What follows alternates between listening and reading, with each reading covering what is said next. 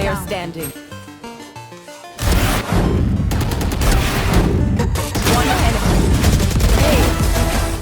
Terlalu smooth dengan QHD 240Hz-nya, gampang ratain musuh. Gimana enggak, layarnya aja OLED 27 inch, cukup gede, respon time-nya kenceng abis. Pala nongol dikit. Ini dia Samsung Odyssey G6 OLED. Mau gaming AAA bisa, mau gaming kompetitif juga bisa, content creation juga pastinya bisa. Tapi yang paling penting, scrolling sosmed puas dulu di sini.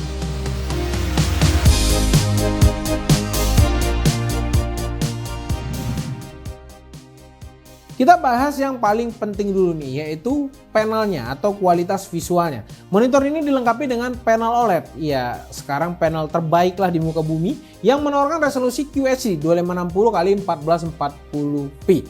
Artinya apa kawan? Kalian akan dapat gambar yang tajam dan detail yang luar biasa. Warna-warna yang dihasilkan juga itu sangat hidup dan hitamnya itu pekat maksimal dengan kontras rasio 1:1. Bikin setiap adegan dalam game apapun atau film apapun terlihat lebih dramatis lagi. Mau jalan-jalan santai di dunia Forza Horizon atau jelajahi kota cyberpunk bareng V, semua terasa imersif banget. Untuk menjaga kenyamanan juga Samsung memberikan lapisan doff di monitor ini, jadi kelihatan tuh kayak matte. Ya emang akan mengurangi sedikit gonjreng warnanya, tapi dengan lapisan doff kayak gini kita akan jadi aman dari pantulan cahaya. Jadi kalau ruangan kalian banyak lighting atau di studio kalian butuh pencahayaan dari belakang, nah itu tuh akan aman, gak akan mengganggu visual kalian. Gak akan ada pantulan yang mengganggu mata kalian di monitor ini. Salah satu fitur yang menarik buat para gamers adalah refresh rate 240Hz dan respon time yang rendah banget di 0,03 milisecond. Artinya bebas dari screen tearing di FPS tinggi. Hal kayak gini pasti bakal kasih advantage lebih buat para kompetitif player yang PC-nya dewa. Kalau PC kalian cuma bisa main Valorant di 60 FPS, berarti kalian nggak butuh monitor ini. Kalau untuk gaming, cuma kalau untuk content creation ya bisa juga. Di sini tentu kita tuh nggak cuma baca spek dari monitor ini. Gue juga uji respon times-nya dengan OS RTT dan mendapatkan respon times tertingginya itu di 0,7 milisecond dan average-nya itu di 1,15 milisecond tanpa ada overshoot yang berarti. Udah gitu persen in window-nya ini 96,65%. Artinya hampir seluruh pixelnya ini sempurna berubah dalam waktu respon yang sudah ditentukan. Beneran gak ada lawan. Tapi selain untuk gamers, layar OLED juga akan sangat menguntungkan para content creator karena gamer tidak jauh dari content creator juga. Seperti yang kita tahu juga, OLED terkenal punya tingkat akurasi warna yang cukup tinggi. Klaimnya panel ini punya tingkat akurasi warna DCI-P3 99%. Tapi setelah kita coba dengan Kalman, ternyata kok jauh. sRGB-nya cuma 98,7%, tapi Adobe RGB-nya cuma 73,7% dan DCI-P3-nya yang diklaimnya sempurna, di sini cuma dapat 73,5% dan Rec 2020-nya cuma 52,7%. Dengan brightness itu di 267 nits untuk maksimumnya.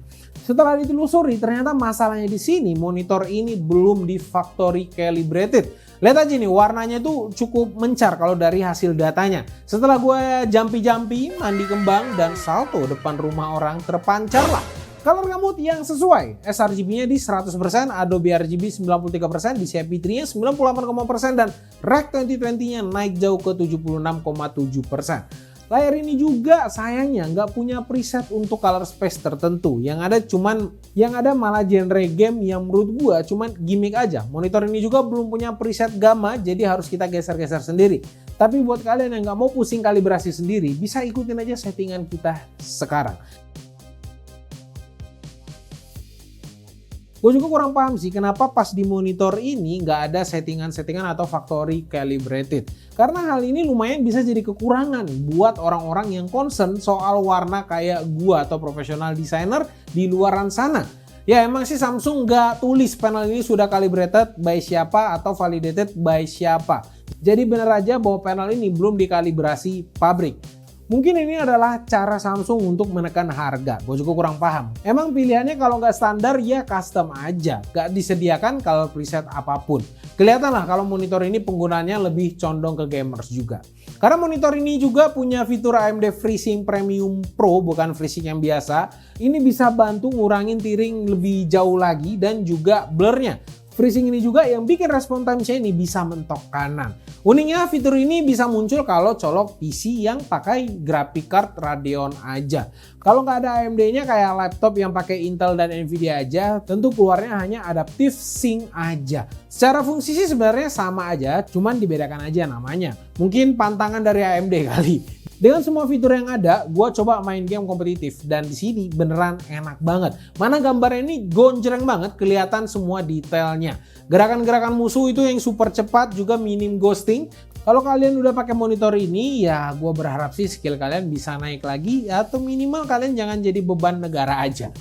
Gue coba juga UFO test dan hasilnya bisa bersaing sama monitor 390Hz dan 400Hz sekalipun.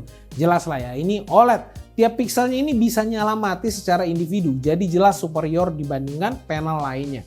Tapi buat kalian yang udah kenal banget sama panel OLED dan kenapa implementasi di PC itu super lama dibandingkan di TV atau handphone, nah penyakitnya itu cuman karena penyakit burn-in. Ya, karena tiap pixelnya ini punya panel sendiri-sendiri, musuhnya adalah panas. Lama-kelamaan pixel yang sering muncul di layar, contohnya kayak taskbar atau health bar di game, itu akan burn-in. Atau jelek-jeleknya tercetak permanen di layarnya. Tapi ternyata Samsung udah mikirin hal itu juga karena Samsung sudah punya sistem yang namanya itu Samsung OLED Safeguard Plus. Di dalam sistem ini ada 4 mekanisme yang akan menjaga panel OLED kalian jauh lebih tahan lama daripada panel OLED lainnya. Yang pertama ada dynamic cooling system yang mana di belakang panelnya ini sudah tertanam heat pipe yang akan mendistribusikan panas ke seluruh panelnya. Jadi nggak akan ada satu sisi yang lebih panas dari yang lainnya. Yang kedua adalah thermal modulation system. Teknologi ini dengan pintar mendeteksi suhu panel dan mengatur brightness secara otomatis untuk mengurangi panas dari panel ini sendiri. Yang ketiga adalah logo dan taskbar detection. Sistem ini secara otomatis mendeteksi logo taskbar Windows atau mungkin health bar game yang muncul secara statis dan lama, dan sistem akan menurunkan brightness-nya agar mencegah burn-in pada panelnya. Yang terakhir adalah screen saver. Layar akan secara otomatis redup jika tidak dipakai dalam waktu tertentu dan akan kembali ke semula saat dipakai lagi. Dengan proteksi ini sih harusnya sudah cukup lah bikin hati kita nyaman walaupun monitor ini dipakai gaming seharian. Fitur selanjutnya yang menurut gua bisa berguna adalah PIP atau Picture in Picture. Fitur ini memungkinkan dua perangkat tampil di monitor ini secara bersamaan. Contohnya kalian bisa sambungkan laptop kalian ke monitor ini dan desktop PC kalian ke monitor ini. Jadinya kalian bisa pakai satu layar tapi dua tampilan. Soal desain seri Odyssey dari Samsung ini memang selalu memberikan identitas tersendiri dan gue tuh cukup suka karena karakternya itu tuh modern, elegan dengan frame yang tipis dengan stand dan logam tuh yang cukup kokoh. Ditaruh meja kayak gini itu tuh udah bisa angkat derajat setup PC kita. Walaupun framenya ini kelihatan tipis tapi sebenarnya enggak juga. Kalau kalian lihat frame putih di sekelilingnya ini cuma 0,2 cm aja, ditambah lagi dengan black bar yang ada di sini nih yang pinggir-pinggiran itu. Jadi total frame itu ada 1 cm untuk bezelnya. Sementara bezel atasnya itu lebih tipis di angka 0,7 cm. Dan bezel bawah yang di sini 1,2 cm. Tapi yang gue suka adalah standnya ini. Penyangga standnya ini udah full metal dengan bagian plastik pemanis itu di bagian depannya aja. Tapi gue suka bagian bawahnya ini dibuat tipis banget. Jadi kita tuh nggak keganggu lah kalau lagi naruh barang atau apapun di bawah monitor ini. Standnya juga udah full ergonomis dengan tingkat ketinggian itu paling tingginya itu di 120 cm dan bisa diatur sampai 5 cm. Tiltnya itu bisa sampai 25 derajat, swivelnya sampai 30 derajat dan pivot yang bisa diubah jadi mode portrait sampai 92 derajat. Untuk urusan standnya sih sebenarnya udah perfect banget, tapi kalau kalian nggak suka pakai stand, kalian tinggal bisa ganti aja pakai VESA mount, copot standnya, ganti VESA mount 100x100. Beralih ke bagian belakangnya, monitor ini punya dua HDMI 2.1, satu DisplayPort 1.4 dan satu audio out. Bukan cuma itu aja, monitor ini juga sudah bisa jadi USB hub dengan satu USB Type B upstream dan dua USB 3.0 Type A. Yang gue sayangkan sih sebenarnya di paket pembeliannya itu nggak ada HDMI sama sekali. Jadi kita cuma dapat DisplayPort aja. Buat yang mau beli monitor ini dan punya laptop atau PC-nya yang hanya mendukung HDMI, kalian harus beli kabel HDMI lagi.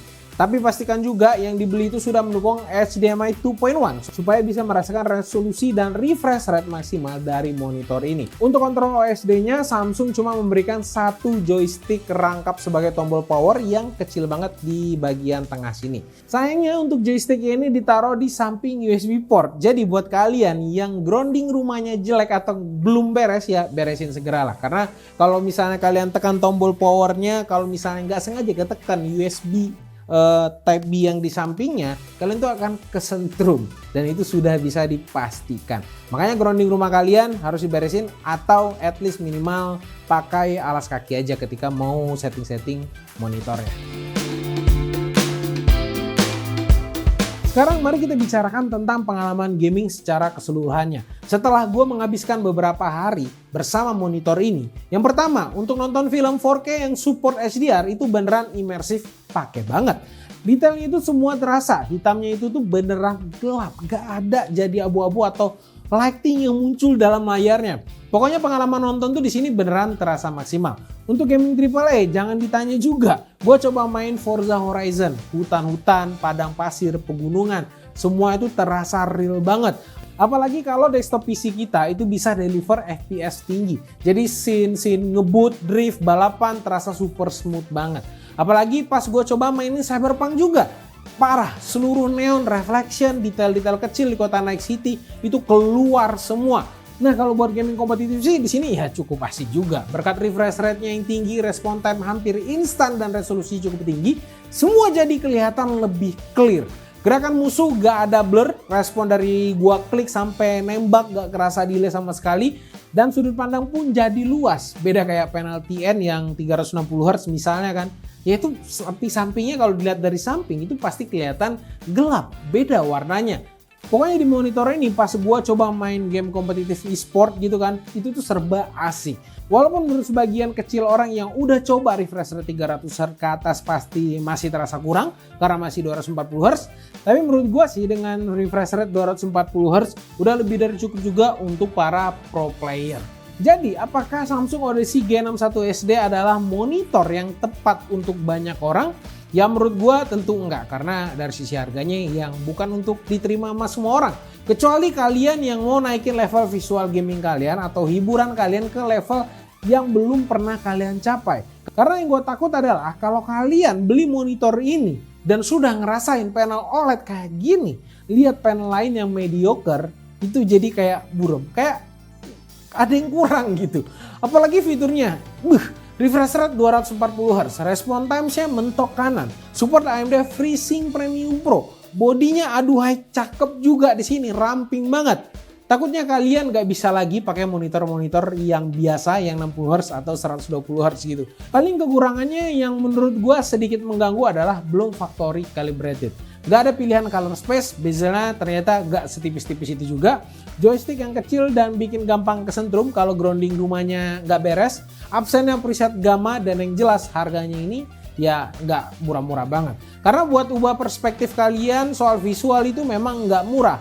Kalian itu butuh uang sekitar Rp12.999.000. Menurut gua mahal apa enggak? Ya kalau gua lihat kompetitor-kompetitornya yang lain-lainnya itu bahkan ada yang jual lebih dari harga monitor Samsung. Masih di atas 13 juta ke atas. Dan gue cukup kaget juga kenapa Samsung, iya seperti yang kita tahu kan Samsung kan harusnya brand yang cukup gede gitu kan. Gue kira tadi harganya lebih mahal daripada brand-brand lainnya. Ternyata masih kompetitif. Apalagi garansinya juga cukup panjang untuk panel Samsung ini. Garansinya 36 bulan untuk jasa dan partnya. Dan bikin kita tuh tenang banget lah karena panelnya kan OLED, riskan gitu kan. Tapi ya mau ngomong riskan-riskan juga fiturnya tetap banyak yang menjaga panelnya biar nggak cepat rusak juga. Jadi apakah kalian siap meng-OLED-kan pengalaman gaming kalian pakai Samsung Odyssey G61 SD? Komen aja di bawah, kasih pendapat kalian tentang monitor ini. Apakah kalian punya feedback atau apakah kalian udah pernah coba monitor ini? Kalian punya keluh kesah atau punya sesuatu apresiasi? Langsung aja komen di bawah. Sampai jumpa di video selanjutnya. Gue Rodi. Bye-bye guys.